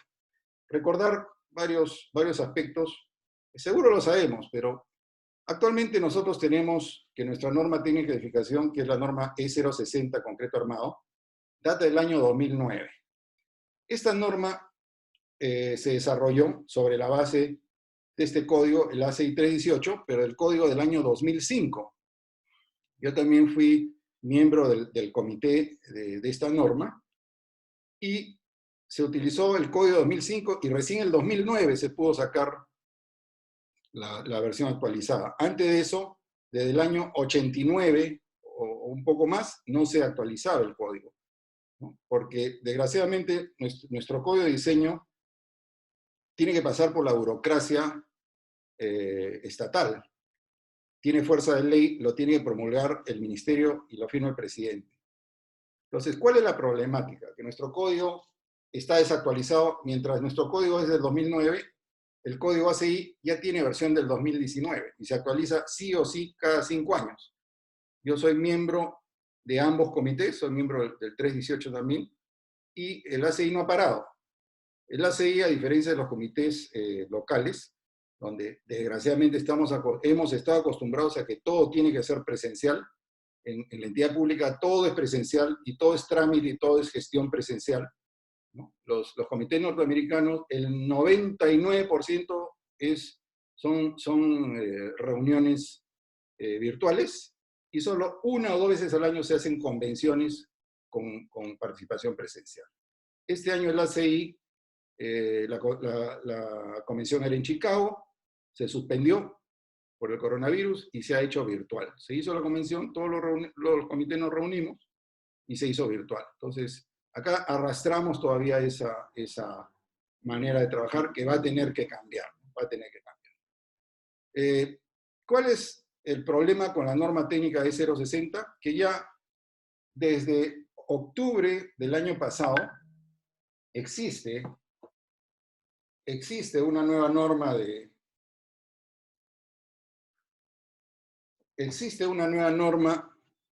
que actualiza la del 2009, y esta nueva norma, basada en el 318 del 2014 y del 2019, ha demorado 2 años en trabajarse. A la derecha ven el comité, los integrantes del comité. Quien lo preside es el ingeniero Gianfranco Otassi, profesor de concreto de muchos años en la Universidad Católica, uno de los mayores especialistas en diseño estructural que tenemos en nuestro país. Y pueden verificar que hay representantes de una gran cantidad de empresas e instituciones. La mayoría son diseñadores estructurales. A mí me convocaron como especialista en tecnología de concreto y he participado en varios procesos de actualización de la norma. Y lo interesante de esta norma es que yo considero que incorpora cambios o una actualización que no se ha hecho hace 20 años en nuestra norma. Aborda además de los temas estructurales obvios, se ha introducido una serie de modificaciones en los temas de control de calidad. Se aborda aspectos de cómo controlar un poco la construcción con mezcladora, que es típica de la autoconstrucción. Y estamos ya preparando un seminario que vamos a dictar la próxima semana, justamente para ver todos los cambios de la norma, donde yo voy a abordar todos los aspectos de los capítulos que me tocó a mí desarrollar, y voy a tratar de convencer al ingeniero Tassi, que siempre está ocupado porque él no ha parado y sigue dictando sus cursos de concreto armado por vía virtual, pero voy a tratar de convencerlo para que él haga la exposición referente a todos los cambios en los aspectos estructurales. Entonces, ¿cuál es el problema? Desde noviembre está firmada, el comité firmó la última versión de esta norma y sigue en Censico. Han pasado 6 meses y no se promulga. Entonces, yo creo que la burocracia en esta época mata tanto como el coronavirus. ¿Qué mata? Mata las iniciativas, mata las oportunidades, mata el acceso a la información técnica. Entonces, es urgentísimo que el Estado, que ahora se está poniendo las pilas para todo, Censico, que es el agente ejecutor, ¿no? Seguro están trabajando en algo, pero desde hace 6 meses la norma está esperando que esto se envíe al Ministerio de Vivienda, no sé si ya se envió, pero es urgente que esta norma se promulgue y que entre en vigencia. Si no, seguimos atrasados 11 años en la normativa referente a concreto armado, mientras la norma antisísmica, la norma de suelos y otras normas ya se han actualizado, ¿no? ¿Qué pasa en relación a las normas técnicas peruanas? Hemos hablado de los códigos, pero y aquí ponemos a un lado, como ejemplo nada más, la norma 339-114, que es referida a premezclado, y la C94 de ASTM, que es su equivalente. Mientras ASTM, de manera regular, cada 3 años sí o sí tiene que revisar la norma, ¿no? Nuestras normas peruanas, los comités también son presenciales y se demoran una infinidad en actualizar las normas. Pero ese no es el único problema. El problema más grave es que por una razón que nadie me ha sabido explicar, se lo preguntamos al personal de Censico, se hicieron las averiguaciones y nadie sabe por qué nuestro país, donde las normas técnicas las desarrollan comités ad honorem, a ninguno de nosotros nos pagan por aportar en estos comités, donde hay una serie de costos hundidos, está pagado el sueldo de todos los funcionarios de Censico, de todos los funcionarios que trabajan en los ministerios. La pregunta es, ¿por qué se tiene que cobrar por la descarga de la norma? Sobre todo si es un archivo en PDF. Y seguro no lo saben, pero uno puede entrar a la página de INACAL y cada una de las normas referentes al concreto que se mencionan en nuestro código, en el nuevo código, descargarlas se puede hacer, pero cuesta de 40 a 50 soles. Entonces, si yo quiero tener más o menos las 70 normas que están reseñadas en nuestro código, tengo que invertir de 3.000 a 4.000 soles. Estamos en condiciones, nosotros en época de coronavirus, donde hay gente que está ansiosa de recibir 380 soles y todos los que somos un poco más privilegiados estamos ajustándonos el cinturón para poder salir adelante y ayudar en lo posible, que gastemos 3.000 soles, 5.000 soles en normas, es una locura, es absurdo. ¿Y esto qué motiva? Que podemos hablar muchísimo de las partes de los temas técnicos, pero si no tenemos acceso a la norma, yo creo que los que tenemos la posibilidad de conocerlas y estudiarlas, no pasamos de 10 o 20 personas en nuestro medio, y eso, los miembros de los comités, pero el ingeniero de a pie, incluso el de control de calidad, muy poca empresa invierte en descargar normas. Entonces, es urgente que que INACAL habilite la descarga gratuita de las normas. Es absurdo que en nuestro país y en la situación actual no tengamos acceso a esto que es básico para el desarrollo profesional. Entonces, hago notar en esto, ojalá que haya personas vinculadas a CENSIC o al gobierno que reparen en esto. Es muy sencillo. No hay ninguna justificación de que se cobre por esto, ¿no? El ASTM es una institución privada y descargar cada norma cuesta 40, 45 dólares porque viven de esto. INACAL no vive de esto, ¿no? Los comités no les cuestan a INACAL y todo su personal está pagado. Entonces, es absurdo que sigamos con esta realidad de falta de acceso a la normativa.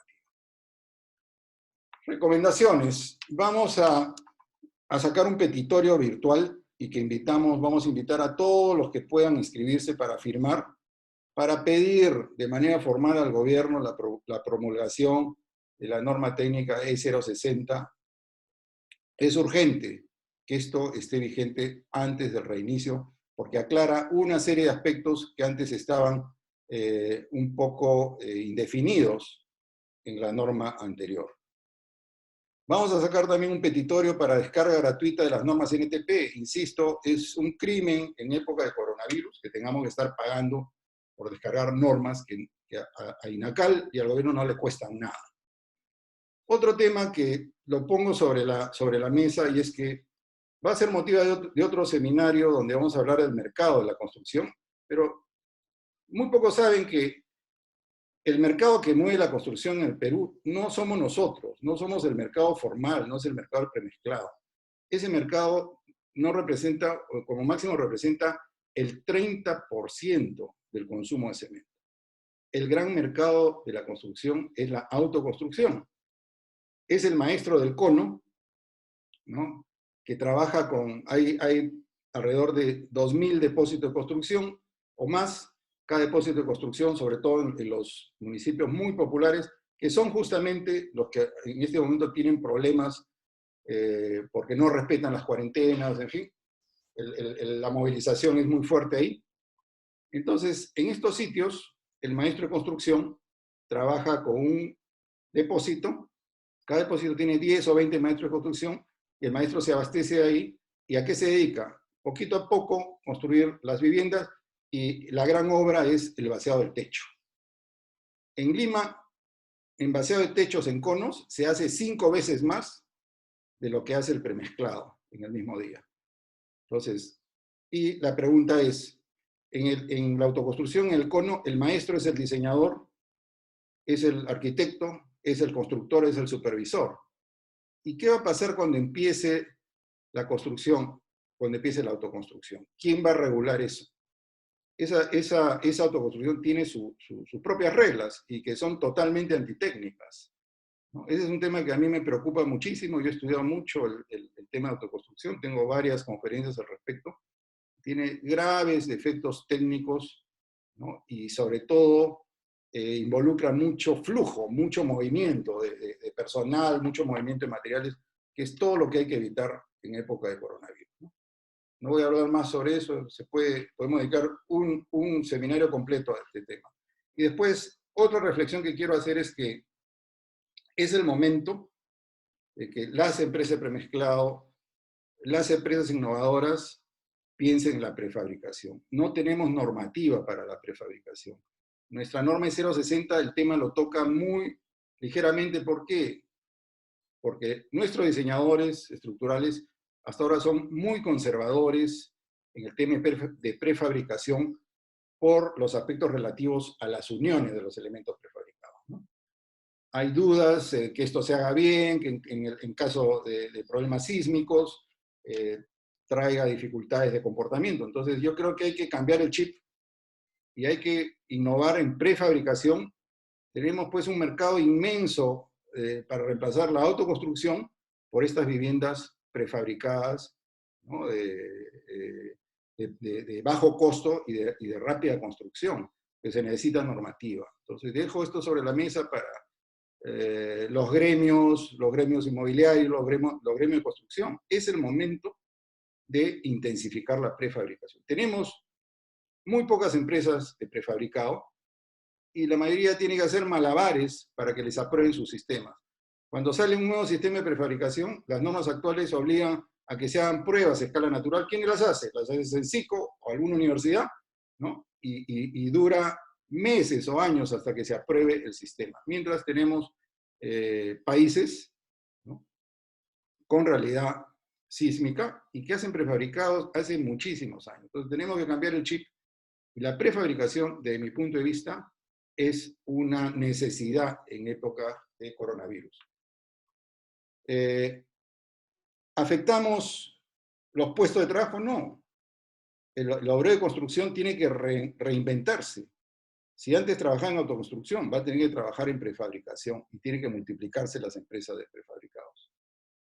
Bueno, entonces, hasta ahí la presentación.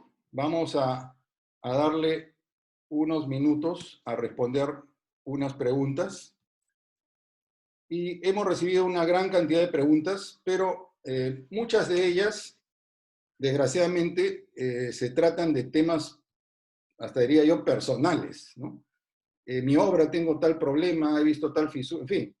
Entonces, yo quiero hacer una similitud, es como que yo soy un médico que estoy hablando de coronavirus y me preguntan por qué me duele la rodilla o por qué tengo problemas con la próstata, ¿no? Eso ya lo veremos en otra conferencia, no es el motivo de este seminario, ¿no? Entonces, me van a disculpar los colegas que han hecho preguntas muy específicas sobre problemas puntuales de sus obras. No vamos a responderlo, ¿no? Eso es motivo incluso hasta de un tratamiento muy, muy especial, ¿no? Bueno, vamos a ver las preguntas que hemos marcado. Dino Cabezas pregunta, ¿qué sucede con el cemento en los silos? Ya lo hemos tratado ese tema, ¿no? Julia Álvarez pregunta, ¿qué pasa con el cemento en Big Bags? ¿No? Entonces, en el Big Bag no protege tanto como el silo, pero también da protección. ¿Y qué recomendaría? Recomendaría la prueba empírica de pasar por el pasante de la 200 para ver si hay algo de hidratación. Y en la duda, desgraciadamente, hay que hacer una prueba química, o la otra opción es hacer una prueba práctica de diseño de mezcla y ver el desempeño, ¿no?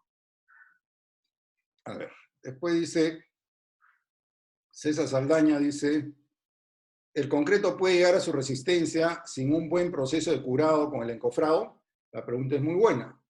Si yo tengo una placa o una columna encofrada, ¿no?, y la dejo encofrada, muy probablemente ese concreto va a llegar sin problemas a su resistencia. ¿Por qué?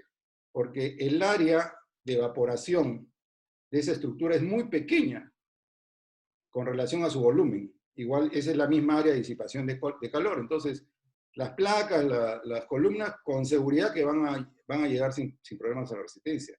El problema es que, como han estado encofradas, van a estar sujetas, han tenido que contener todo el desarrollo de temperatura. Probablemente han llegado a los 60 o más grados, y hay que ver qué habrá pasado con esos cambios volumétricos, si ha habido fisuración, pero en lo que se refiere a resistencia, no va a haber problemas, ¿no? La otra pregunta, Pablo Coveñas dice, ¿es válido realizar el ensayo de compresión de núcleos con más de 30 días, los cuales se encuentran curando? Bueno, los núcleos no se curan, los núcleos se extraen, hay que dejarlo mínimo de 5 a 7 días para que la humedad superficial se elimine y haya un equilibrio de humedad. Y si tienen más de 30 días, igual se ensaya. Solo hay que indicar que tienen 30 días, ¿no? Y sí, es válido ensayarlos. Acá tenemos otra pregunta. Frank Starsky dice, ya, una losa vaciada el 14 de marzo y sin curar, ¿cómo afectaría la resistencia? Este sí es un problema, porque si la losa tiene, mientras más espesor tenga la losa, es más probable que la resistencia no tenga tanto problema. ¿Por qué? Porque la evaporación es un proceso muy intenso cuando el concreto está fresco, pero cuando el concreto ya endurece, la pérdida de humedad progresa lento. Si nuestra losa es muy delgada, 5 o 10 centímetros, probablemente pierda mucha humedad y la resistencia va a tener problemas. Pero una losa de 25 o 30 centímetros, es muy probable que la parte superior puede estar afectada, puede haber fisuración, puede haber carbonatación. Vamos a hablar en un próximo seminario, ¿no?, una prueba que es muy sencilla, que es ver el pH de la superficie con una solución de fenolftaleína, ¿no? Pero si se trata de una losa que no se curó, es una losa de poco espesor, probablemente, si los testigos dan bien, además hay que hacer alguna prueba tipo esclerometría para garantizar que la estructura está bien, ¿no? El problema son estos elementos con mucha área de pérdida de humedad, ¿no? Y la humedad es básica para que se dé la resistencia al curado. El curado tiene 3 factores: humedad, temperatura y tiempo. La temperatura ha estado en Lima, por lo menos, dentro de los rangos usuales, entonces aquí es un tema de humedad. Si ha perdido mucha humedad, tenemos problemas. Aurelio Alba pregunta, debido a la alta informalidad de las canteras de agregados, ¿no?, ¿cuál es el criterio básico para seleccionar una cantera? El criterio básico es que una cantera que procesa bien sus agregados nos puede dar certificados, nos puede dar prueba objetiva de sus controles. Las canteras de las empresas de premezclado grandes, ¿no?, que ellos procesan directamente sus agregados, todos tienen laboratorio. Y para ellos es importante la calidad de estos agregados porque hay mucho dinero. Cuanto menos controlo la calidad de mis agregados, es lo que estoy hablando del problema potencial ahora. ¿Cómo lo compenso? Tengo que meter más cemento. Entonces, la única manera es que nos entreguen certificados objetivos de los controles que realiza para demostrar que están cumpliendo con las normas, ¿no? Lo otro es pura subjetividad, ¿no? A ver, Pierre Moro dice que el 15 de marzo las probetas quedaron, la pose de concreto quedó sin control de temperatura, ¿no? Y dice, ¿estas se descartan? No, porque acordémonos pues de que en verano los rangos de temperatura de 23 más o menos, quizás nos estamos saliendo del rango de temperatura, pero en este caso en la pose de curado es prima más la humedad que la temperatura. Entonces, esas no se descartan, se pueden ensayar. Solo nos preocuparemos si las ensayamos y nos da bajo. Y probablemente no sea por problemas del método de curado, sino problemas del concreto mismo, ¿no? Eso hay que analizarlo en su momento. Después tenemos Ricardo Aguilar. Dice, sobre los ensayos de compresión que debieron realizarse y no se realizaron en la cuarentena, ¿se pueden realizar y si salen defectuosos, cómo podemos intervenir? Esto ya lo hemos contestado, ¿no? Sí, vale la pena realizarlos. Solo como comentario, todas las obras atendidas por Control Mix, el día 14 que se vació, no se recogieron esos testigos, ¿no? Pero todos los testigos anteriores a edad temprana se ensayaron en la primera semana y han quedado pendientes un montón de testigos antes del 14 de marzo que tenían ensayos a 28 días que no se han hecho. Están en las cámaras de curado y se van a ensayar con la edad que tengan, ¿no? Entonces, ya lo hemos comentado, que si yo tengo los testigos, es conveniente ensayarlo, ¿no? La norma pide 28 días, no prohíbe que sea con más edad. ¿Cuánto tiempo? Solo dice Dandy, no dice apellido. ¿Cuánto es el tiempo de almacenamiento de cemento en silo? Ya lo hemos dicho. Hemos visto casos de 6 meses o más, ¿no? Que si el silo está hermético, el cemento está bien, y si en caso de duda hay que hacer la prueba que ya hemos dicho, ¿no? Y ya. Marcos Rondón dice, estructuras que fueron vaciadas antes del periodo de cuarentena y debido al aislamiento, no se realizó el curado, ¿qué se recomienda? Acá sí el tema es crítico porque, y este es un tema preocupante en las obras. Estamos acostumbrados, por ejemplo, a vaciar losas, ¿no? Y usamos el curado con agua. El curado con agua se hace muy mal, porque se riega todos los días, ¿no? Cuando lo correcto es curar por inundación o poner una manta húmeda, y se cree que regando un poquito todos los días hacemos el curado. Por eso aquí el colega dice que vació incluso antes del 14, o sea, esto lo vació el 13 o el 12, ¿no? Y parece ser que estaba acostumbrado a regar diario y ya no se siguió regando. Esas estructuras obviamente tienen su curado detenido. Ahora, una cosa que no he mencionado, y es que los elementos de concreto tienen la capacidad de hidratarse un poco más. Entonces, sobre todo las losas de concreto, cuando se reinicie las obras, hay posibilidad de hacerle curado húmedo y las estructuras pueden hidratar un poco más. Entonces, eso no lo hemos dicho, pero se recomienda. Las losas, en caso que no usaron curador químico, el curador químico es lo más práctico en estos casos, yo siempre lo recomiendo en losas, porque la mecánica que utilizamos en las obras es que el curado con agua nunca se hace bien, ¿no? Y el curado químico ayuda mejor y nos quita preocupaciones, ¿no? Entonces, si regresamos y no se curó, curen. Rieguen una semana más, eso va a ayudar, va a propiciar un poco más de hidratación, ¿no? Bueno, dice Carlos Vargas, en algún proyecto se tomaron muestras y no han sido llevados a las pozas, ¿no? Después de 56 días se pueden tomar como pálidos, ya lo hemos respondido en el seminario, ¿no? Si algún vaciado de concreto se empezó al curado con agua y no se concluyó, ¿cuál es el tratamiento? Ya lo hemos mencionado también, ¿no?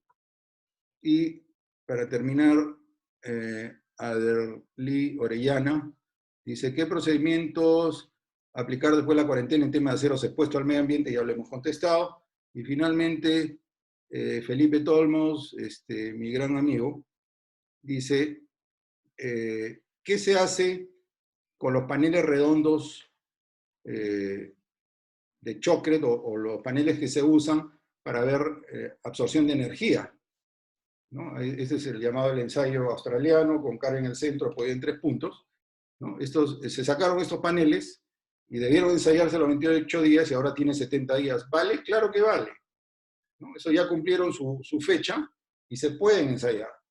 La norma nos pide 28 días y hemos visto que después de 28 días lo mejor que puede pasar es que dé un poco más. Entonces no debemos tenerle temor a esto, ¿no? Bueno, nos hemos extendido bastante más, ya se nos han fugado alrededor de 15 personas, ¿no?